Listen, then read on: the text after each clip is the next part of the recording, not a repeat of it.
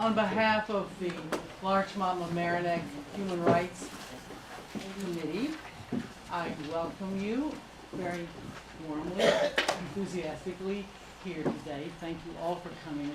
We're pretty excited because we have wonderful honorees, Cliff Wolf and Kay Francis Richards. We have, I should explain, Judith Johnson is a New York State Regent. She's our New York State Regent for this district. I think it's the 9th district. And she's been in place for about almost a year. Judith Johnson was, she got her start. We kind of have a claim on her because she really got started in Mamaroneck. She led the career education program at Mamaroneck High School and really developed some very innovative and good work helping kids find out how to get jobs and what to do and how to prepare. And then she was assistant principal at Mamaroneck Avenue School. And then she worked in the Department of Education in Washington during the Clinton administration. And then was principal, she's done so many things. She was superintendent in Peekskill for 10 years and was honored. She was the first African American and probably the first woman also to be given the honor of Superintendent of the Year. And I think that was in 2008. She was also honored as Alumna of the Year by her college, Brooklyn College. If I talked about all the awards that she's been given, we'd spend the whole day here. But we were very thrilled to have her. However, right at the last minute, her closest friend, Patricia Simmons, who's the principal in Rockland, died unexpectedly. They knew she was very sick, but they didn't expect her to die. And so Judith was with her, and Judith is delivering a eulogy at this moment in Tarrytown. Oh my gosh. So what she offered to do was to provide a videotape. So yesterday, because of who she is and her connections, BOCES at the campus of Valhalla, students and teacher there made a wonderful videotape only yesterday of her speaking to you. And we'll have that videotape, which is less than half an hour, and then we'll come back together, and then we'll give the awards to Kay Francis and to Cliff. Okay? I'm really pleased to be here today in the TV studio of the Career and Technical Education Program at Southern Westchester BOCES. It's a wonderful opportunity to speak with the Mamaroneck Larchmont community and a wonderful opportunity for all of you to understand how well we're training our young students. So I'd like to thank the students who are taping this morning, Andy Arroyo, who's from the Portchester schools, Joseph Bucafusca, who's from the New Rochelle School, sorry about that, Joseph, Jacob Roma, New Rochelle, and Matthew Olivia from the Harrison schools. But we're gathered this afternoon to celebrate the work of two drum majors, Kay Francis Roberts and Clifford Wolf. And I'd like to thank them for the work they've accomplished, for their contributions to humanity, and for their commitment to social justice. Now we have a theme today, and I thought we'd take the time to explore the continuing quest for individual freedom. And for these comments, since I'm a teacher, I will use public schools as our lens. The greatest problem facing public education today may actually be the absence of a collective belief that offers a clear vision about the purpose of education in a democratic society. The greatest education reforms in our country have been born when society is galvanized by questions of moral importance. I'm looking at the backdrop, March on Washington, 1963, and I'm reminded this was the one time when I was brave enough to defy my father.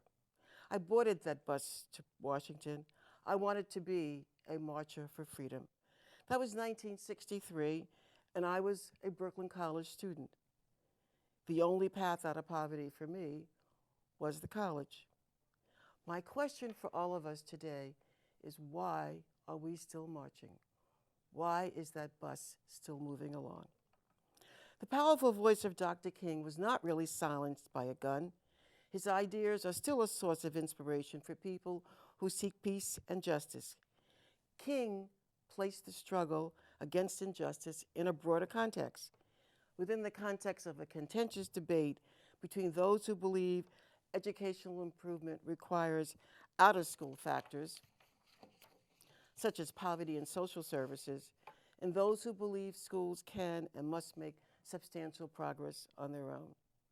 I want to remind us, as you talk about this after my speech, that all of the great social justice movements in America, from voting and civil rights to labor and the women's rights movement, were all led by citizens fed up with an intolerable status quo. That is how societies change. So I've been given a humbling task: blend the glue that binds the continuing history of bigotry and hatred across the planet and define the context as a sphere for healing.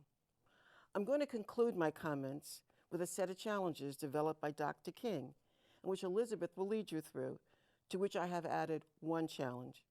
Your homework is to expand on that list of proposals and to think about whether or not his proposals and challenges have any chance of ever being implemented. Dr. King linked the struggle for freedom and equality of African Americans to the struggle of other people around the world who all sought the same goals. The intent of my brief comments is to encourage us to view hateful attitudes, assumptions, and behaviors through the lens of history, so we can gain a greater understanding of the impact of centuries of oppression in all its iterations and what that has had on our lives. The life stories of freedom fighters remind us of the constant need to be vigilant and to be prepared to confront hatred and bigotry whenever and wherever it surfaces. So let's start this journey. In the next few minutes, I asked you to travel over 59 years with me, from 1955 to 2014. Let's start at my beginning. It was the fall of 1955. Back from a summer of riding the colored-only section of the Chesapeake Bay Ferry, I entered high school and met my English teacher, Mrs. Gold. At the same time, the battle for civil rights was beginning to reach national news, and I, a poor black kid, had been admitted by oversight into a class of white kids who tested gifted. I found myself a curiosity. Seems the scheduler had used my test scores to assign me to the class, but she forgot to check my ethnicity. They explained this conundrum to my mother, and they decided to let me stay, assuming, I think, that I would quickly fail. After all, Brown versus Topeka Board of Education was still headlines. However, my English teacher, Mrs. Gold, was not going to let that happen. So the first lesson, every child needs to know there is an adult who cares and who will serve as a cheerleader, or as Dr. King often uttered, a drum majorette for freedom.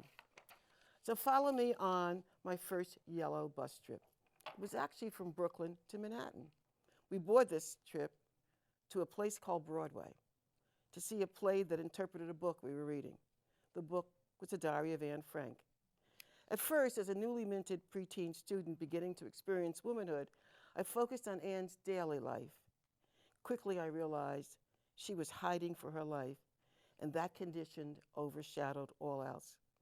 Beyond the fact that many people still living suffer from the Holocaust effects is the fact that the diary introduced the world at large to the concept of genocide, like the concept of slavery.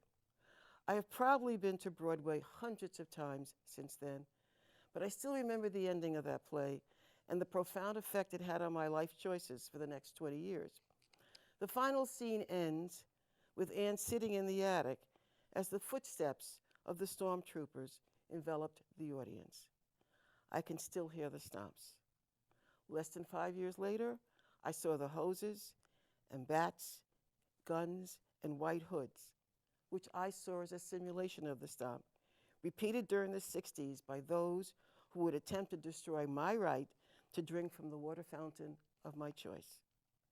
The diary is relevant in that it reminds the world what can happen if ethnic, racial, religious, and other forms of discrimination and hatred, instances which continue to occur around the world, are allowed to go unchecked.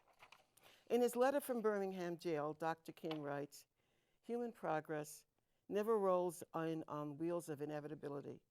It comes through the tireless efforts of men willing to be co-workers with God.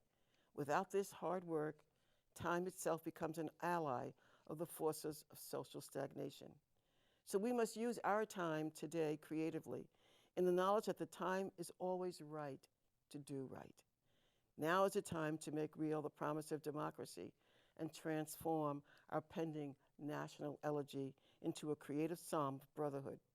Now is the time to lift our national policy from the quicksand of racial injustice to the solid rock of human dignity." Fast forward 20 years later. In the intervening years, adorned with afro and leather boots, which, by the way, is how I interviewed for my Merrimack position, I marched and picketed and chose to pursue a career that would focus on serving as a drum major for social justice. I will always thank Audie Norwood for taking the chance to hire me. Audie Norwood and Cal Schlick, actually. We should acknowledge that the full picture of a nation's schools reflects the social realities of our nation. We have to examine the relationships between social failures, children's lives outside of school, and educational outcomes. The reality is that in the United States is that persistent educational achievement gap. What has happened is it's generating a massive waste of both human talent and economic potential. And the darkness has reached the once secure boundaries of the middle class. That's us. There are no neat and tidy solutions to the crisis facing America right now, but we're just tagging some bodies as worthy and others as damaged. Those bodies reside in our homeless shelters and with greater frequency in our prisons. Can we turn this ship around? Can public schools be the vehicle? Can we ever exert the energy and the moral will to make it happen? Do we want to restore the principles of democracy for all without distinctions of birth conditions or zip codes? Whenever men and women are persecuted because of their race, religion, or political views, that place must, at that moment, become the center of the universe. Is that a radical thought? Let me try one more. Schools are really about nation building. Schools remain the only public institution constructed for the public good. Schools are probably the only shared experience that unifies most Americans. I hope as an educator and as a member of the Board of Regents that we will not raise a new generation of adults who have high intellectual quotients but low caring and compassion quotients, who have highly developed technology skills but poorly developed consciences, who have a giant commitment to the big I but little sense of responsibility to the bigger we. With access to the massive library of disconnected information available on the internet, but absent a moral context to determine its worth, with more and more knowledge and less imagination, with more and more worldliness and less wonder and awe for the everyday miracles of life. That's really the role of the Board of Regents. So welcome to the new normal. The new education reform bubble, formed by the government, corporate business, and the media. They're filled with hype and unproved optimism. Let's examine why Martin's dream is still a dream deferred. There are voices that tell an entirely different tale of what public education can be. While corporate education reformers declare an impending educational apocalypse, the author, Paul J. Thomas, sings of promise, sings of an educational system that does not accept poverty, that no longer marginalizes or maligns those mired in poverty. He wants to create a system, a public school system, that refuses to tolerate poverty. And that's really my theme for Dr. King. Poverty exists and poverty matters. That's why the dream is still deferred. Children are born into poverty. The achievement gap is a reflection of an income gap, which is really a reflection of a loss of hope. The lowest scoring 5% of American schools, while we have emphasized school closure and privatization, we have not addressed the root problem of poverty in the community where children's scores are low. If we're going to make a difference in the classroom, we also need to make a difference in the lives of all these children, many of whom struggle against the debilitating effects of poverty and trauma. Let me remind you, no one chooses to be poor. Believe this. No one wants to be poor. Being poor eats at your self-esteem. And in America, 6 out of 10 children born into poverty will enter adulthood still poor. It affects each and every one of us in this room. This is about hopelessness. Children enter school each day looking for the teachers who have not given up on them and who offer some tangible reasons for hope.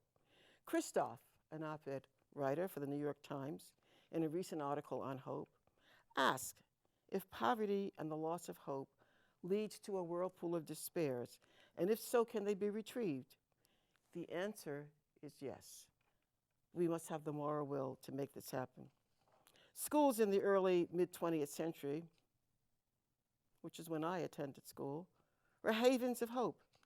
In America at that time, education was seen as the great equalizer. Is that about to become an abandoned tradition?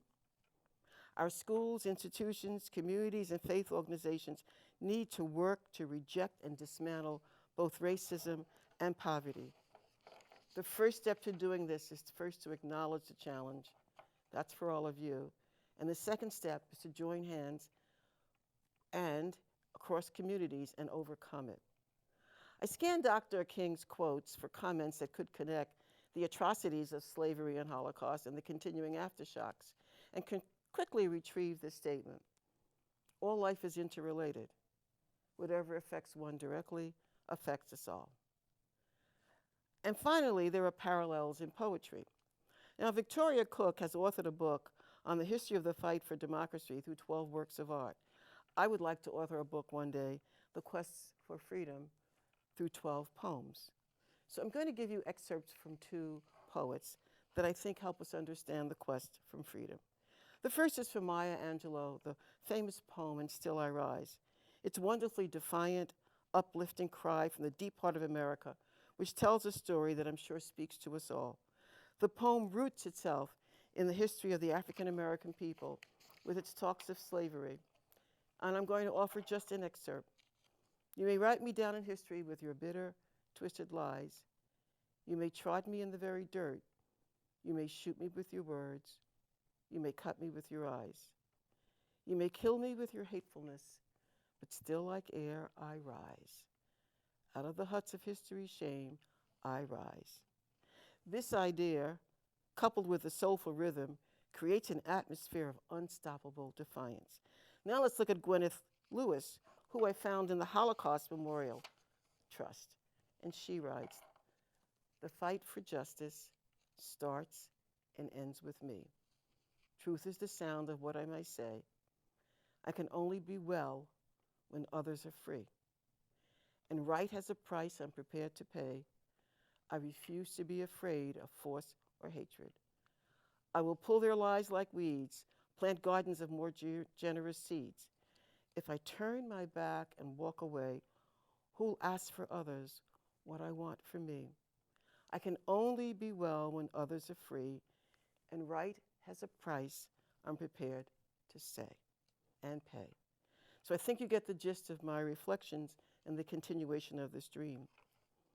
We face the task in our country of rebuilding a sense of community, hope, civility, caring, and safety for all those who choose to call America home.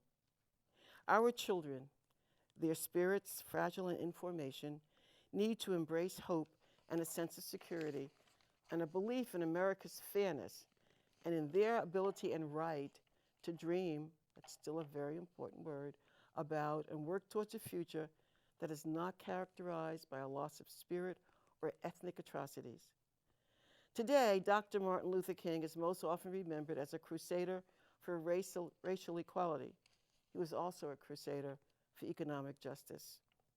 Those struggles were intertwined for him. He knew they were inseparable, the twins of racial injustice and economic injustice. Much of King's career reflects this belief. The famed 1963 March on Washington's full name was actually the March on Washington for jobs and freedom.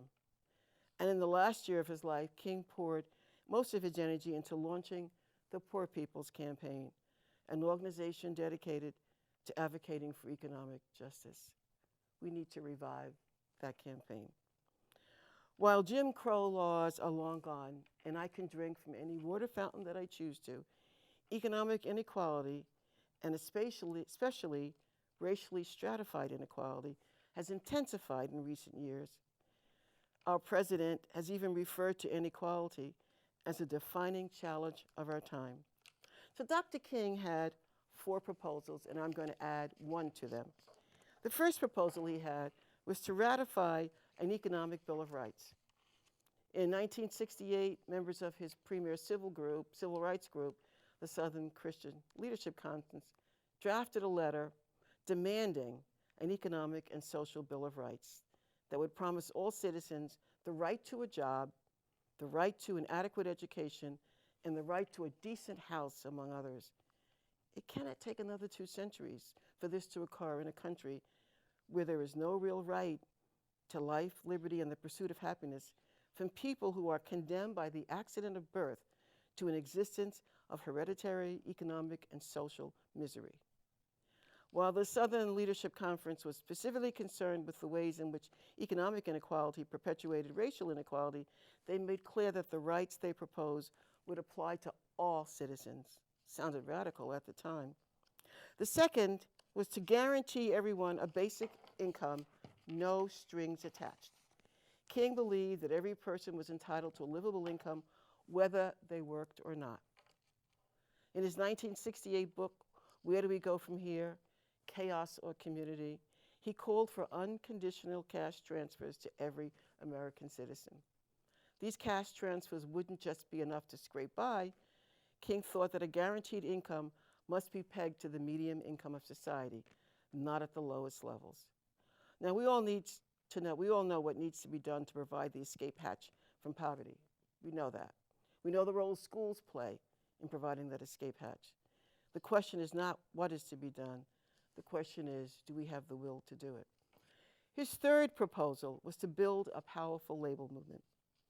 King spent much of his career working with labor unions while also working to push them in a radical direction.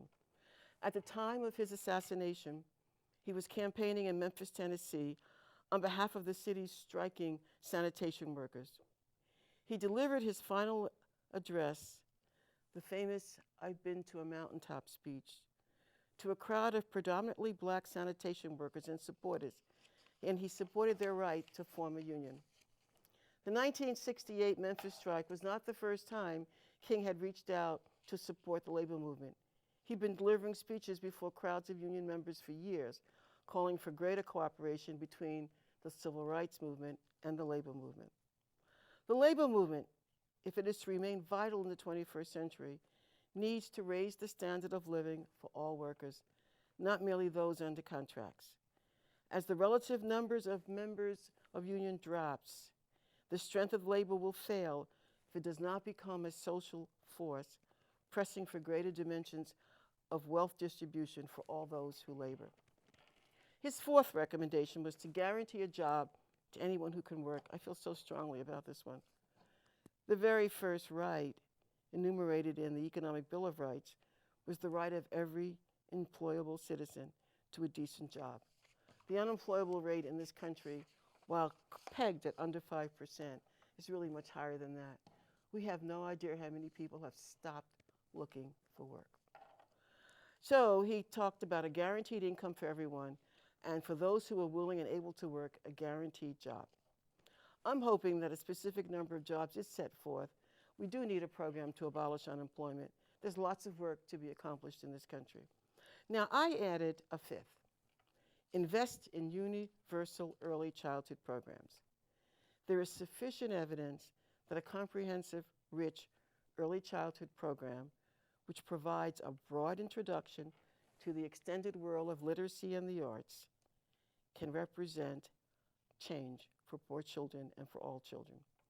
The arts I include because they represent humanity's universal language.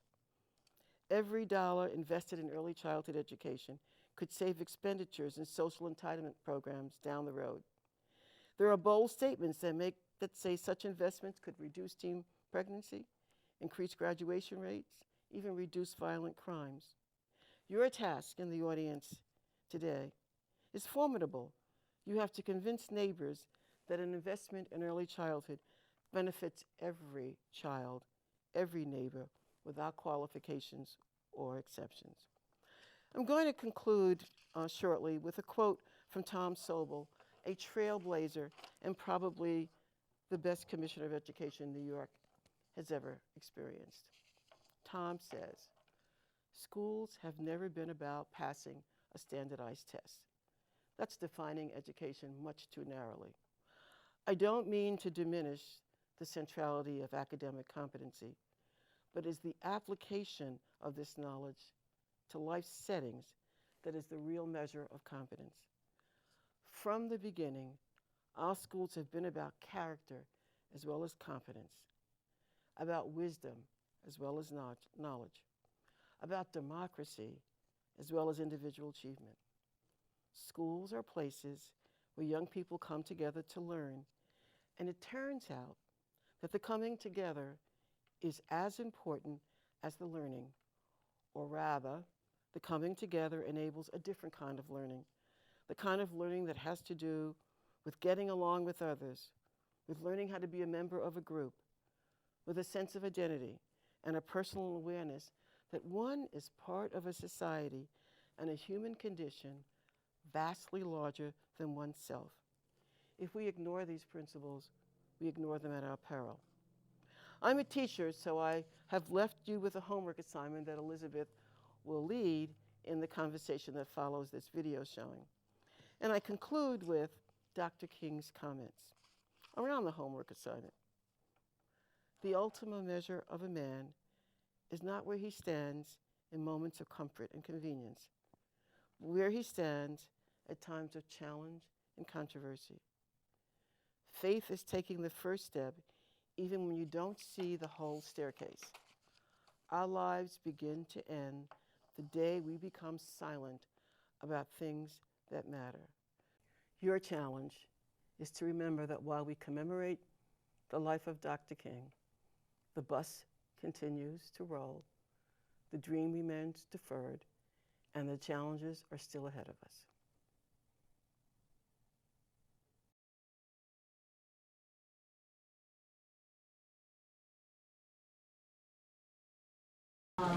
Well, you see something of Judith's eloquence and passion, and we're very proud that she was able to give this talk for us. Even if it's on videotape, even if she can't answer your questions, we're thrilled with that. And we're also very grateful to LMC-TV for being here to record this for us. It will be available again, and we can share it and think about it, because she has a lot to say. And one of the things that all the educators I know who know about Judith's work, both as a member of the Board of Regents and just in general, is that's one brave woman. She takes things on, and she really does. She has tremendous courage as well as expertise in the field of education and eloquence, as you heard. I would like now to take just a few minutes before we give our awards to Cliff and Kay Francis. I would like to take a moment to ask you if you can suggest specific things we can do with ourselves right here in Larchmont and Mamaroneck and in our own class. Well, that would be good. Should we do it together?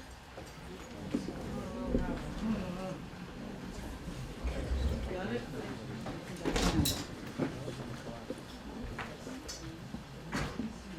Thank you, Keith. Good? Yeah, that's good. It's really amazing. Now we have to reassemble it, but it's good because it gives you a moment to think. That's, to do your homework assignment, as Judy said, come up with an idea of what specific things we can do, and I will write them down.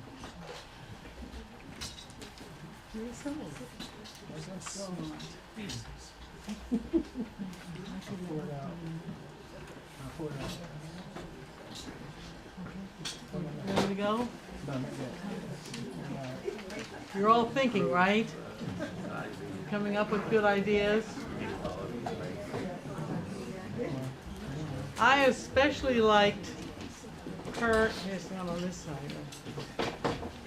I especially liked her emphasis on universal early childhood education. You know, study after study after study shows that high quality universal childhood education makes an enormous difference for everyone. And why not? You know, we can do it, we can afford it. The costs of not doing it, as she says, are much, much greater. So, as a country, as a community, as followers of the amazing Keith Geiser, who reassembled this, thank you. I would like to ask for suggestions of things, specific measures we can take to further the goals Judith expressed and the goals of Dr. King. Because they are still radical. All these years later, they really are. Our questions about them, challenges. Who's going to be first? Yes. Yes, I saw a hand. My question to you. Oh, thank you. Yes. My question to you is, when you say to make it a difference, are you saying on a large scale that would include the government as far as schools are concerned? Public schools? I think both.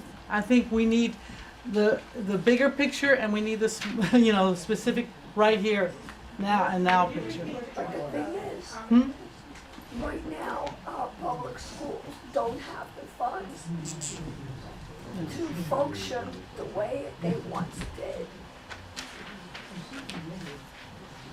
Okay, our public schools are not funded. Right. Yeah, are not adequately funded. I'll just write a shorthand. So we can support school budgets, we can support public education generally, education for, because that's what public education is, education for everyone. Education for everyone. Yes. Even in our high tax-paying community, they gave the pre-Ks away out of our school budget. I don't know if you know that this year. I think I'm accurate, because they couldn't fund it within our own school budget. So certainly, I mean, the Great Head Start that started was in the 60s, which was funded as a comprehensive program with health, with job training, with, I mean, Yeah. that should be brought back universally around the country. Yeah. Elizabeth, can you repeat? People in the back cannot hear. What's that? Yes. Can you repeat? Because people don't. Yes, I'm trying. I should have done that. I'm sorry. Naomi points out that even in our own school district here, money for pre-K was taken out of the budget, was removed. You know, we could bring back, as she said, you know, a full Head Start, which was an amazingly successful program, and it's been really cut back a lot. Hold by a thread. Marlene.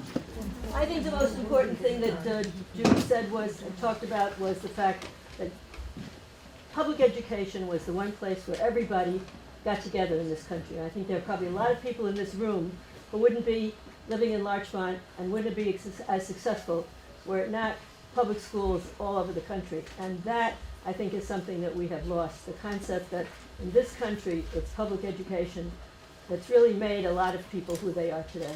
Yes. Everybody heard Marlene? Yes. Public schools have made us who we are. You know, it's always been the great engine of democracy, the engine of equality in our society to make us all one community. And they're under assault. They really are. So valuing public education, or public schools, is a short word, as an equalizer. Yeah. Yeah, Tom. Hi, Elizabeth. You know, I think all of this is predicated upon having the money to do it. And I think one of the problems that's gone on over the past 30 or 40 years in society is that paying taxes has been demonized. Yes. And you know, if we want to have a fair society, if we want to have good schools, we have to accept that there might be increases in taxes, and that's good for society as a whole. And paying taxes in and of itself is not an evil, but it's an end, at the end game is what's good for society.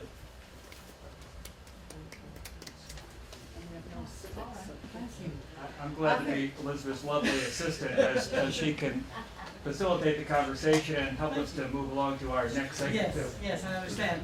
Yes, I think it's a terrible, I would use the word crime, it's a shame that to demonize taxes. Thank you, Tom. I mean, taxes support schools, libraries, roads, police, hospitals, all the things that we all benefit from. We're one public community. Yes. I would say to make the curriculum, the public school curriculum, accessible to all children of all abilities.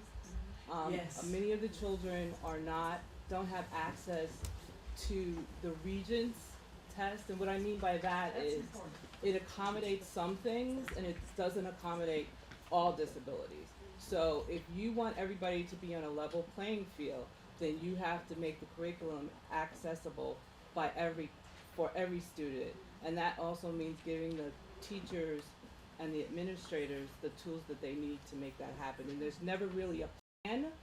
You see the numbers of the disabled students, and they're abysmal really for a lot of, if you look at the numbers overall all over for the state. But I rarely hear a plan of how to make everybody at the level that they should be. Did everybody hear that? That's really very important. I mean, one of the problems with private schools, and I've spent a lot of time at private schools, is they can cream. They can pull out the easy kids and take them and leave the others for public schools to struggle with. And then the public schools are denied adequate funds to help those kids who really need the special help. I think right here in our community, we can approve the inclusion of the health facility in Mamaroneck Avenue Schools that can support the health of kids who need access to that care and therefore improve their ability to learn and achieve in the public school environment. Yeah, they need it right there. Open door program at Mamaroneck Avenue School. It's a really urgent, immediate need. I couldn't agree more. Thank you. I want to piggyback on that statement, and that is when we made passing the regions a qualification for high school graduation, and we gave a very poor substitute for children who also ran. And I remember, as a product of the New York State, New York City public schools, you did not have to pass the Regents to get a high school diploma. That was one thing. And the second thing is we had other ways. We had the World of Work qualifications, or what we used to call vocational education, which I know is outdated in its old form. And we had the general diploma for people who wanted to do other kinds of things. And we really do not have any alternatives for kids who are not Regents bound. And I think that is one of the stickiest points of getting a high school diploma. And I'm sorry our Regent isn't here to talk about that today. She's very, very strong on that particular issue. Yes. I'm sorry to point out. I think one thing that families, particularly with As loud as you can, and we can children, save time. Stand up, makes it much easier. Stand up. One thing that needs to be addressed is support for families of young children, particularly working parents, getting their kids to school and home from school, maybe after school programs, maybe early morning programs, which would also include support from employers and industry. That's, just supporting families. Yeah. Hardworking families. Flexible schedules. Flexible schedules, systems for after school, all kinds of Just things. getting your kids to and from school is difficult for some families. Yes, absolutely. Yes. On another subject, Yes. I think we should support criminal justice reform in this country. Yes. Yes. That leads to great inequality in Yeah. our society. Yeah. It They, leads to great economic inequality. absolutely. Criminalize The school to prison track is, the kids who aren't so easy to educate, who are disruptive or whatever, for whatever reason, are funneled straight to prison. You're right. Yeah. it's not good. Elizabeth, I don't know what it means. We have space perhaps for two more. It's amazing the power of this. Increase. But nonetheless, if we could, as we wrap it up with just a couple more, and then we'll move into our. Thank you, Robert. You have a few in the Yes, back. I saw another hand. Yes, yes. Jane Moran. Jane. I always have something to say. I've been doing it for a lot of years. I've just been the one always talking about whatever we're talking about, whether I know anything about it or not. But here is something I think I know about. If not from being on the school board for 14 years, for being a teacher of early childhood education, but from having two children who couldn't read or write, who are terrifically gifted in many ways. We don't respect other kinds of abilities and gifts. And then when we all grow up, we need mechanics, we need people who can use their hands, we need people who can dream up architectural plans and whatever. And they don't need to read or write before they can do these things. They can do these things, and then reading and writing hopefully will come later on. But I really hope that someday we can really respect from the beginning of school the idea that reading and writing is not only good for some people, but it also is not a necessary thing for kids that can't read or write. We don't have to keep pummeling them with information on it. And we're testing. Thank you, Jane. We're testing. Yes. Anybody else want to make a comment or a question? Yes. I just want you to pick one thing and tell me how we're going to solve it. Well, I don't think it's that hard. I think you can put them together. For example, if we no longer demonize taxes and we're all willing to pay more for the common good, you know, for justice for all of us, which is a lot cheaper when you think about it in the long run. It's cheaper. You know, I think then we can adequately fund early childhood education of good quality. We can adequately fund family support systems after school, problems with transportation to school, all those things. If we just put those two together, I think that might get us somewhere. Do you think you need you need to explain to people what demonized taxes is? Well, I think we need to say that, you know, taxes, we need taxes to pay for the common good. We need to pay taxes for everything we all need. As many eloquent philosophers are saying, the last thing we need is what they call, what Michael Sandel at Harvard calls the skyboxification of society. Right. You know, you have your own police, your private guard, you have your own gated community, you have your own private schools, you have your own this and that, and you don't bother with anybody else. That's not the way our country is supposed to be, and that's not the root of supporting public education. One more. Elizabeth, I think we need to prioritize. That's what we need. That's what this lady was saying. It's, Yeah. you know, if Well, you value education, that goes on top. All the other comes after. Here's Accepting Catherine. taxes and supporting early childhood education. We can say that. One more. Catherine? Yo, Catherine, I didn't see you. Hold on, I'm gonna get up. I just wanted to repeat what Judith Johnson had said earlier, because I thought it was really a very profound notion that it's not just our intelligent quotient, but our compassion quotient.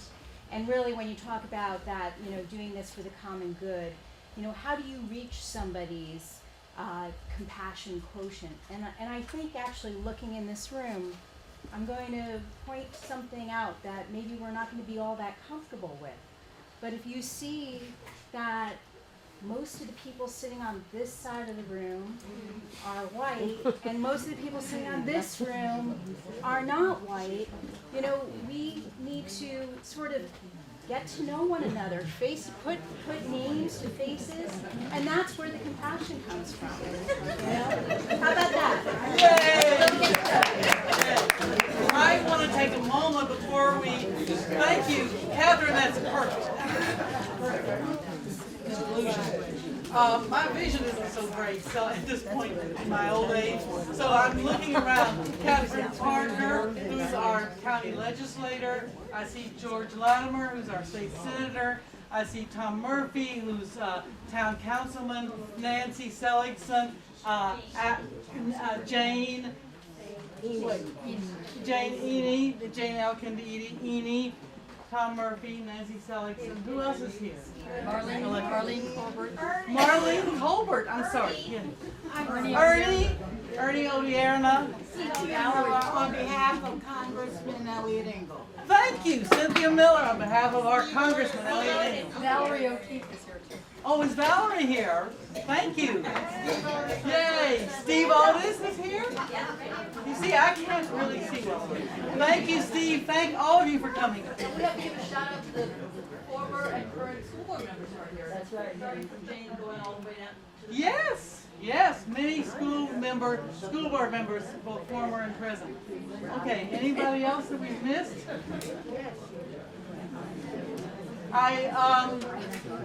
As I say, thanks to LMC-TV and Kelvin Guevara, we have others, we can see these things again.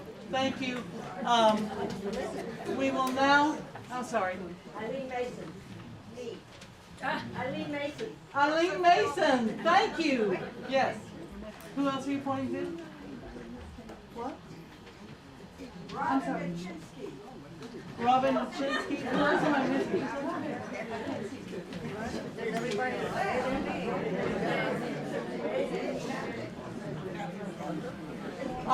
Okay. Thank you. We now come to a very special, very important part of our program, and that is our awards to people in our community who have been exemplary in their work for justice, in their work to push forward Dr. King's legacy.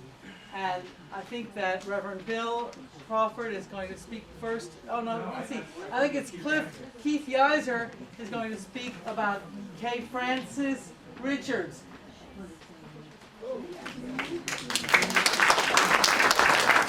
She's with her faithful companion, Aristotle. Okay. Those of you who don't know, I'm Keith Yiser, and I'm a lifelong resident of Mamaroneck. I'm also very, very proud to be standing here to give this community award to a woman who has been, in my life, a very, very strong, instrumental example of life and everything else. I'm going to read her biography, and it's a unique biography, so please bear with me. Kay Francis was born in Harlem, New York. When she was 3 years old, her uncle purchased land in the Rhinebeck area and built a house. The family moved from New York City. Kay Francis resides in that house today. The reason why I know, because in 1967, I became her next door neighbor. My mother and father bought a house. We moved from the flats to what we call the Hill. We'll get to that. Kay Francis attended the Rhinebeck schools at Effie Bellows High School, which is, Effie Bellows, if those of you who don't know, was the original Rhinebeck High School. And it's now an elementary school, and they have the new high school over on Hornage Road. She was active in the Glee Club and a member of the National Honor Society. Upon graduating from Effie Bellows, Kay Francis earned her bachelor's and master's degree from the Hunter College. She took additional courses at CCNY, which is the City College of New York University, and Hofstra University. All the years Kay Francis spent in the field of education were in Harlem. Her first assignment was at the Harriet Beecher Stowe School. That consisted of the grades 6, 7, and 8, which would be equivalent to our Harmick School, which is the middle school age. First, she started as a teacher, and then she took the administrative position of assistant principal. During the summers, now here's another thing, Kay Francis worked as a counselor on the playgrounds at Mamaroneck Avenue School. Now, I'm going to say this in a heartbeat because I am a recipient of being one of her council leads. Okay? And not just me, because that transcended from the 50s into the 60s, if I'm correct. So therefore, there's a long line, and I say that wholeheartedly because that same school, summer recreational alternative, is the same thing that exists today as co-op camp. So remember that when it comes to the forefront later on in our budgetary process. During the summers, Kay worked as a counselor at the playgrounds at Mamaroneck Elementary School, the former Mamaroneck Junior High School, and Central School, which is presently our town center. Those of you who know, in 1888, that was our original Mamaroneck High School. It turned over into the elementary schools when they built all 4 elementary schools. So now it's the town center. She had to discontinue this once she commenced her assistant principalship. After several years at intermediate school number 136, Kay Francis was appointed principal at the Ralph Bunch School, which were the grades 3 through 6. Now you remember, her whole educational career was in Harlem. She served in this capacity for 18 years. After retirement, Kay Francis attended to the provisional care of her stepmother. Upon the passing of her stepmother, Kay Francis had to decide how to spend her time. Former town supervisor, somebody named Valerie O'Keefe, we love you, Val, encouraged her to get involved in community activities. This was the opportunity to give back to the community, which had been such an important part of her life. Kay Francis served on the Human Rights Commission and the Washingtonville Housing Alliance. She is presently active in the Larchmont Mamaroneck Committee on Human Rights, our local summit, the Interfaith Council, and the Mamaroneck Towers Board. Kay Francis, oh, go ahead. I mean, if you want. We love you. You know it, right? Kay Francis began attending the First Baptist Church at the age of 6.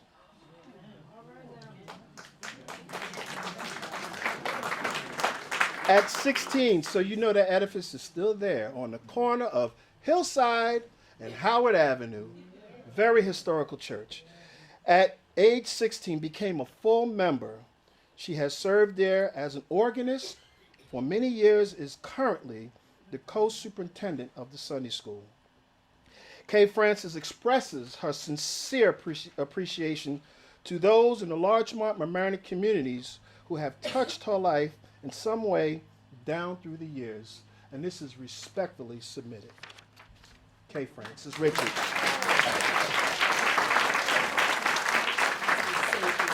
Yes, you are. Do you want to stand behind the podium? You go ahead. No. Okay. I just wanted this time thank everybody that came out today to be with me on this occasion. When I was selected by the committee, I was really in shock. I really was surprised, and I thank them. I want to thank the members of First Baptist Church by Pastor Taylor, and the members that came out today to support me. I want to thank them. I see some friends from Barry Avenue. Thank you so much for coming out. See members of the Summit, thank you so much for coming out. And also my cousins have come all the way from Englewood Cliffs, New Jersey. Yes. Mr. and Mrs. Reinhardt to be with me today. And again, I just want to say to everybody, 1,000 thanks for being here. I'm so glad to see Mrs. O'Keefe, because I haven't seen Valerie in so long, and she's the one that got me started. Thank you. Okay, every year the Committee on Human Rights, which is formerly the Larchmont Mamaroneck Human Rights Committee, and if you want to know something in regard to that, Westchester County, we are a subsidiary of the Westchester County Commission on Human Rights. At one time, we were a governing body that had some meat and power. We have a former president, Robin, because I was on the board when she was there, and I'm presently still. But as a result, throughout New York State, they decommissioned most of the commissions of the township. So now we have what is considered the Westchester County Human Rights Commission, to which Mark Fang, he was our speaker last year, if you remember. And he's on 112 East Post Road. If there's any concerns in regard to human rights issues, we are not this sounding board as what we used to, because we don't have the bite in terms of the legal rights to do this. But we can be a sounding, how would you say, a referral or liaison to the human rights, where we can then take those referrals up to Westchester County. So human rights issues are still very important in our county, and if you can identify anything that's going on in regard to that, we ask you to. Now, going back to this, we then now exist as a commission, a committee, and we've changed our name. We are now the Larchmont Mamaroneck Committee for Human Rights. We're not the Human Rights Commission. So traditionally, and this award, another thing, was named in honor of the first commissioner of human rights, was Peter Fosick. Those of you who can remember him, dynamic individual in our community, really spoke up. And Ms. Parker, Congresswoman Parker, County Legislator Parker, thank you. Oh, well, we know something. Listen, George knows I've been putting him up to the presidency of the United States. So, you know, we acknowledge, I know what you were saying in terms of the example of the division of the room, but the example of what we do and how we do here in Mamaroneck and Larchmont is a prime example. And as one member of First Baptist told me, that they were sitting on that side of the room for the support of their leader, okay? But I also acknowledge the fact that that is very true, that before that statement becomes a true statement, we have refreshments and everything else, and that's when the whole room will mingle, and everybody will say who they are and where they are from and what their affiliation is. So Catherine, thank you for jump-starting that. But Peter Fosick is the award. I was very happy to receive this award in 1998 from our community. And I'm very happy to say that we give this award to Kay Francis Richards. It says, she lives the dream. Thank you. Please go.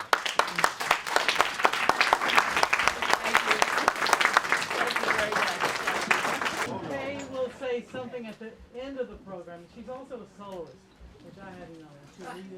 She has a few words and she'll lead us in song. And we have proclamations from Congressman Engel, from the town government, from the Senate. So, dearly beloved, we are gathered here. What are you laughing about? I have to say, I stand in awe of Brother Keith Yeiser. It is No. Here's our running joke. He played quarterback, I played line. He'd have been All-American if I was running his interference, okay? But he's an Eagle fan, and I'm a Giant fan. Really, I'm an Eagle. Well, that's all we have to say. Thanks. No, quite seriously, it is intimidating to, can I get a witness on this, follow in the footsteps of a great preacher. Eloquent and profound is Brother Keith Yeiser, and I'm very grateful to know him and to have our lifetimes overlap, and to stand with him along with the members of the Committee on for Human Rights, as you see those names noted in the program. I want to, as Keith picked up on it, hearken to something that he referred to. A shout out to Catherine Parker, as she noted just how we are seated and assembled here. And I really think Keith noted it in a very good and special way, because the folk who have come from First Baptist Church, standing with and with great thanks to God for their sister Kay, came here really early and claimed those seats. And even with more time, I was waiting for the choir to rehearse. And along with what Congresswoman Parker, I said that, noted, I know, she's County Assembly, whatever, but this is little bit of a political statement. I'll stop there and move on. That is to say that Catherine called attention to that in a special way, and it's really something of a segue that could invite us, as Dr. King might have pointed out and did, that 11 o'clock or 10 o'clock on Sunday morning has been the most segregated hour in America. And so, you know, what I take that to mean is, I mean, here is an invitation to us across our lines of demarcation, of boundaries and borders and delineations, such that we need to cross the thresholds and gather in and with our brothers and sisters across those lines of distinction and whatever. And let this be an invitation to do just that. Now, amen, amen, indeed. I thought it was Sunday morning, and it could very well be. What I would like to do is to note that as something of a segue into what I'm about to say about our brother and friend Clifford Wolf. And Cliff, if I could ask you to please come and stand with me. And as I do,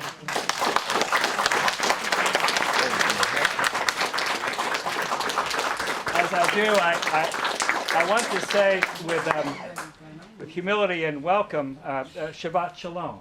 Thank you very much. As you are here, a member actively of your congregation at the Westchester Jewish Center, it's not without some sensitivity, although it has been without some sensitivity to Shabbat in the life of the Jewish community, as we are gathered in that time of Shabbat from sundown last night to sundown tonight.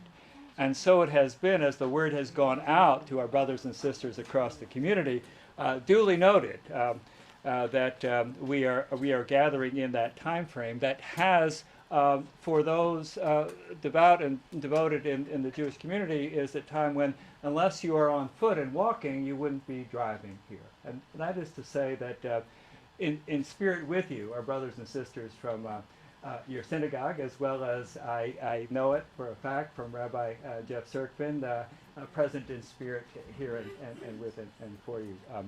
And so noting that and standing here with you on this special ground, Cliff Wolf joined in a Bible study one night in a church in Owensboro, Kentucky. And so as we have invitations to come join and be with each other across those barriers and distinctions of those thresholds in our houses of worship, here is an example as Cliff took those steps to do just that.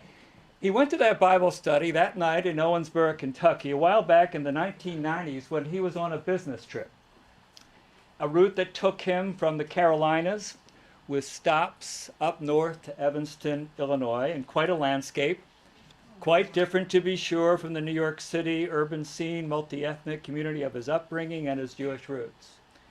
He saw the sign out in front of the church there in Owensboro. It read, Bible study, Wednesday night, and he came on in. It was a first, not for Cliff to be in a church, but it was a first there for the church members, first time for them to meet a Jewish person. Cliff tells how a woman there in the group touched his head to see if he had horns, as that was what she had been told about Jewish people. I would have loved to know the particular Bible passage study that night and the prayer by which the folks at the Owensboro church gathered with Cliff and each other, and as they ended their time together. Cliff's passion for a study of Scripture and talking about faith and listening to others talk about faith has become his work in dynamic ways. I actually first met Cliff when he was a visitor at worship at the church where I serve as pastor in Larchmont. And while Cliff is active at his synagogue, the Westchester Jewish Center, himself an Orthodox Jew, he can often be found on Sunday mornings at various churches and other houses of worship. As co-chair of the Westchester chapter of the American Jewish Committee's Thanksgiving Diversity Breakfast, and many of us have been there together with you and each other across this county as that has been going strong, really in the time since 9/11, as well as Cliff's role on the Interreligious and Intergroup Relations Committee. Cliff has been impassioned about engaging people across our communities, breaking down barriers and encouraging honest conversations among those of different faiths and traditions. Courageous Conversations is the name of the program wherein Jews and Christians have come together in their homes for discussion on difficult issues, a project initiated by Cliff, as has been another stellar project known as Sacred Spaces, which brings people to various houses of worship, maybe not as far away as Owensboro, but even close up and nearby, to expand knowledge and understanding of the other. In that same spirit, Cliff was a key organizer of the post-terrorist, not a pro-terrorist, post-terrorist. That post-terrorist memorial community event in Larchmont at the French-American School shortly after the Charlie Hebdo attack in Paris, just about a year ago. Cliff also helped organize a similar event at the Mount Hope AME Zion Church in White Plains after the murders at the Emmanuel AME Zion Church in Charleston, South Carolina, back in June. And an upcoming event, Let It Be Known, great organizer that you are, and I've learned from you to do this. It's a shout out, people, about an event upcoming on February 21st. Yes, Cliff has a distinct hand in that. It will be entitled We Walk Together, a Multi-Faith Service for Victims of Extremists, right here in the neighborhood at the Westchester Jewish Center. Like the dream of Martin Luther King for the beloved community, the Tikkun Olam, to repair the world coming together, that has been the dedicated work of Cliff, for which we give great thanks. And let all who will say, Amen. Amen.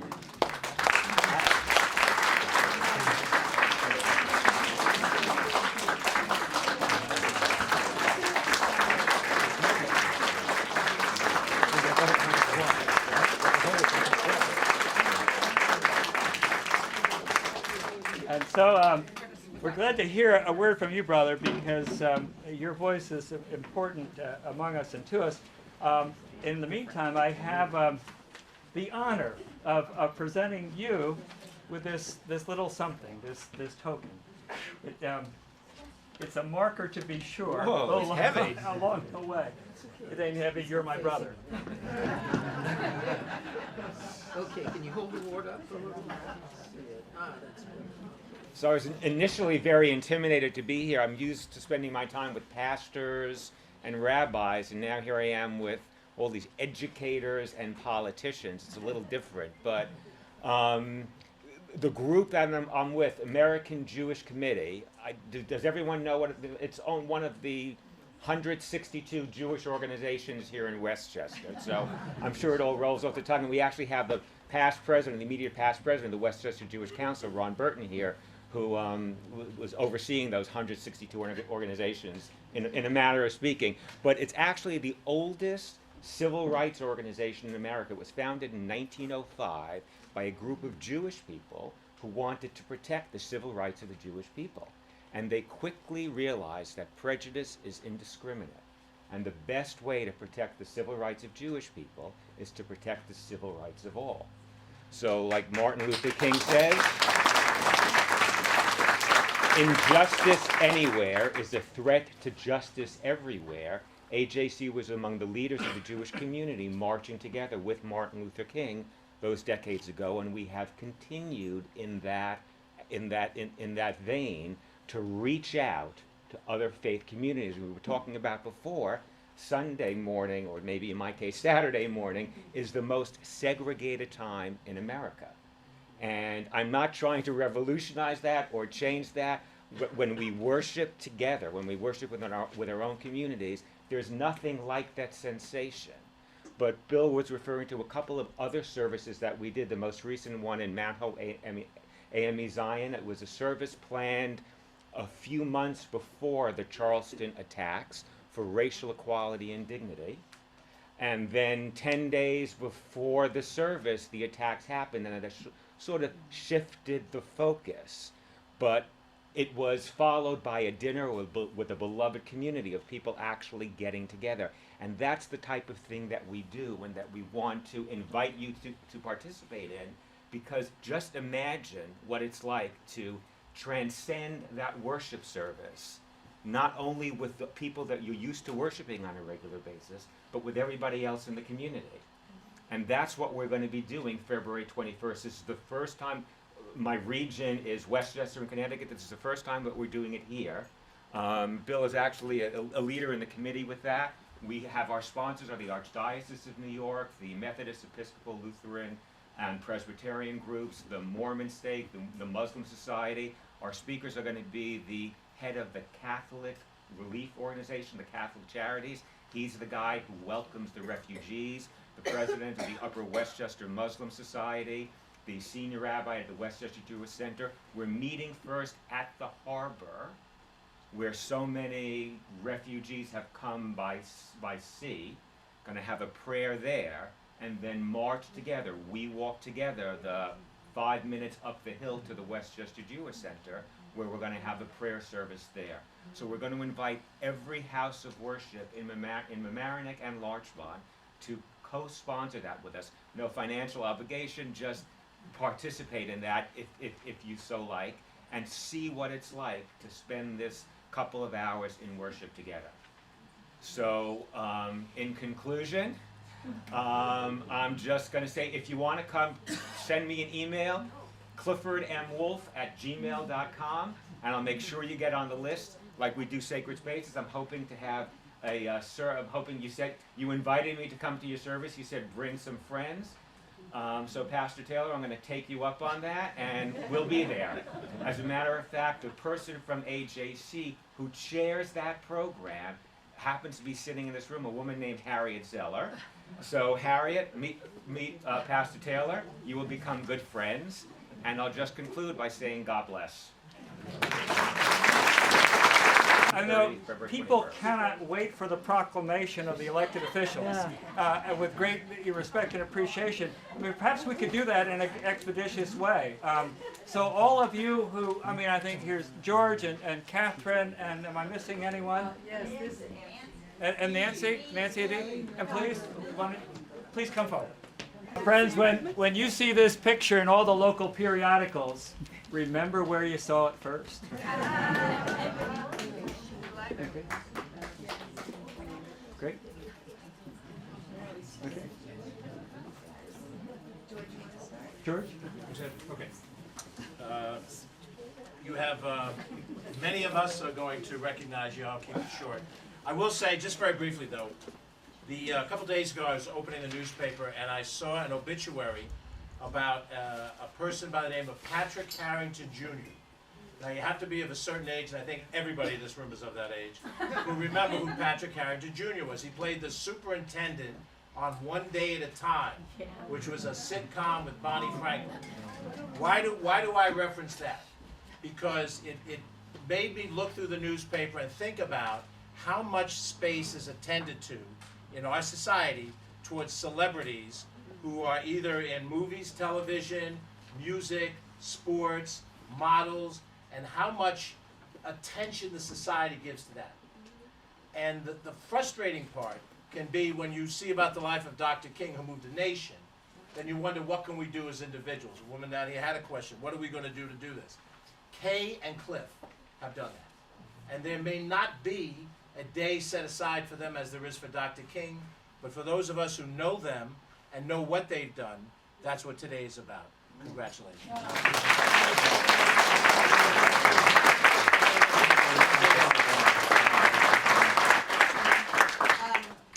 I'll just say that was very eloquent, George. I'm going to keep my remarks very brief. Actually, I made sure that they did have their own day. So for Westchester County, it's really one of the greatest things as a representative of Westchester to say that we have citizens that really contribute so much to all of us here, that we will recognize them and have a day for each. So I believe, Kay, your day is going to be on January 9th, tomorrow. It will be proclaimed Kay Francis Richards Day. Cliff, your day is on the 10th. And if you go to the Westchester County Center tomorrow on the 9th, you on the 10th, you will see your name up in lights that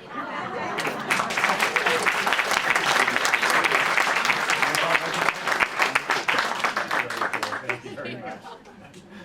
This is what makes my job special on behalf of the congressman, is because when we give out these certificates, I get to meet people in our community that really makes it work.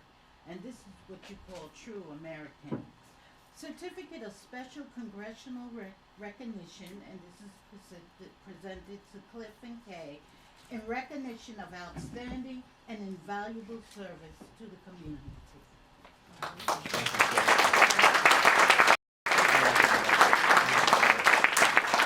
Hi everyone, I'm Nancy Sellex and I'm the supervisor of the town of Mamaroneck. So welcome to the village of Mamaroneck and the town of Mamaroneck, because you're in both right now. And I want to say thank you to both Kay Francis and Cliff for being wonderful citizens of our community. And I've had the pleasure of working with Kay Francis for many years, sitting around a table discussing the issues that we discussed today. And her quiet intelligence, integrity, and experience has led us so many times to a better place, to a better decision, to a better community. And I want to thank you so much for that, Kay, and thank you so much, Clifford. Thank you. On behalf of the town of Mamaroneck, and today we have Deputy Supervisor Ernie Odierna, Councilwoman Jane Elkind-Eny, and Councilman Tom Murphy here with us today. These proclamations say how wonderful these two people are on behalf of the whole town.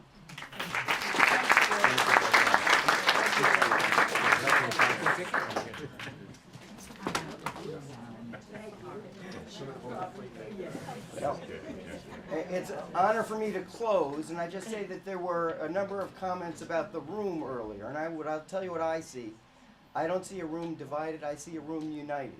Because we are here to honor Dr. King and his living guidance and teaching to us. We're here to honor Kay Francis and Cliff. We're here to honor Judith Johnson, who George and I helped seat Judith Johnson on the Board of Regents, and she is more than a member of the Board of Regents. She is doing a tremendous job to protect and enhance the education of kids all over this state. So we are very lucky, and Judith started her career here in Mamaroneck, so we're very honored with that. But I see a room united, and if there's a divide, it's those that aren't here with us. We are all here together. We are here to honor these great individuals and their great work.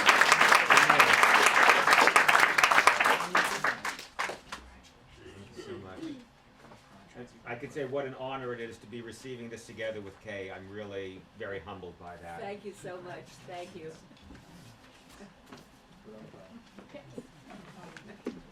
Thank you. Thank you all. Very much. We can conclude and we can talk among each other and eat Neely's wonderful refreshments in a minute. But first, Kay wanted to say something and sing. I'd like everyone to join in with singing "We Shall Overcome" before we leave. Now, I know that most of us associate "We Shall Overcome" with Martin Luther King and the Civil Rights Movement. But if we take it into consideration, it's meant for everyone, because no matter what our nationality, no matter what our race is, we still have situations in our lives that are not just the way we would like them to have it. So if we all unite together and work together, I think we can accomplish so that everybody gets the human rights that they are entitled to. And I'd like you to stand now and sing with me, "We Shall Overcome." The first verse is, "We shall overcome." Then I'll let you know the other one as we go along. Is there a microphone anywhere that's working? No matter then. Okay. Ready? 1, 2, 3. We shall